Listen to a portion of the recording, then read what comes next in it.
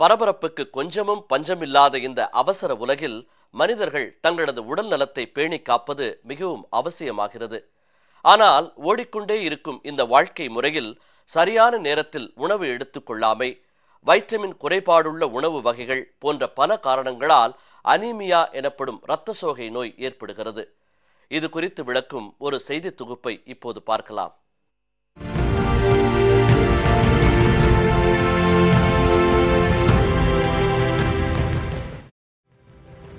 உலகம் முழுவதும் மனிதர்களை தாக்கும் பொதுவான நோய்களில் அனீமியா முக்கிய பங்கு வகிக்கிறது.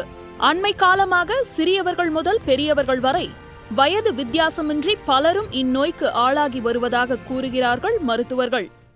ரத்த சோகை அப்படிங்கிறது ரத்தத்தில் ஹீமோகுளோபின் அளவு கம்மியாக இருந்தால் வரும். உணவுப் பொருள்கள் அப்படின்னு பார்க்கும்போது கீரை வகைகள், முருங்கைக்கீரை குறிப்பாக நிறைய இரும்பு சத்து நிறைந்த ஒரு உணவு, மாம்பழம், அன்னாசி பழம் மிக சிறந்த உணவுகள், பேரிச்சம்பழம் இதெல்லாம் நம்ம சாப்பிடும்போது அதில் இருக்கிற அயன் நம்ம குடலில் உறிஞ்சி திரும்பி ரத்தத்துக்கு செலுத்தி மீண்டும் ஹீமோகுளோபின் அளவு இம்ப்ரூவ் ஆக சான்சஸ் நிறையா இருக்குது. மனித உடலில் வைட்டமின்கள் குறைபாடு ஏற்படுவதால் இரத்தத்தில் உள்ள சிவப்பு அணுக்களின் எண்ணிக்கை குறைகிறது. இதனால் எலும்பு மஞ்சையின் உறுதித்தன்மை குறைந்து அணுக்கள் உற்பத்தியும் குறைந்து விடுகிறது. இதன் காரணமாக உடல் சோர்வு, தலை சுற்றல் போன்ற உடல் உபாதைகள் ஏற்படுவதாக தெரிவிக்கின்றனர் மருத்துவர்கள். அனீமியாவில் ரொம்ப காமனாக சொல்கிறது அயன் டிஃபிஷியன்சின்னு சொல்லுவோம்.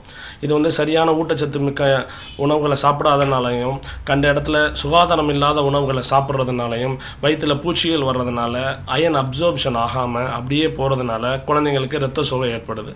இந்த இரத்த சோகை ஏற்படும் போது குழந்தைங்களோட எதிர்ப்பு சக்தி குறையும். அதனால நிறைய வியாதிகள் வர ஆரம்பிக்கும். இரத்த சோகை நோய் ஏற்படுவதை தடுக்க ஆரோக்கியமான உணவு பழக்க வழக்கங்களை மேற்கொள்ள வேண்டும். நாள்தோறும் கீரை வகைகள், பழங்கள், காய்கறிகள் போன்றவற்றை உணவுடன் சேர்ப்பது மிகவும் அவசியமாகும். இதன் மூலம் இரத்த சோகை பாதிப்பிலிருந்து நம்மை பாதுகாத்துக் கொள்ள முடியும். இந்த அனிமிக் வராமல் தவிர்க்கிறதுக்கு சரியான நேரத்தில் உணவு எடுத்துக்கிறது. காய்கறியிலிருந்து ஜூஸ் எடுத்து குடிக்கலாம். நம்ம பழங்கள்லேருந்து ஜூஸ் எடுக்கிறது மாதிரி காய்கறிகளிலிருந்து ஜூஸ் எடுத்து குடிக்கிறது உடம்புல தேவையான தாதுக்கள், உயிர் சத்துக்களை உடம்புக்கு கொடுக்கும்.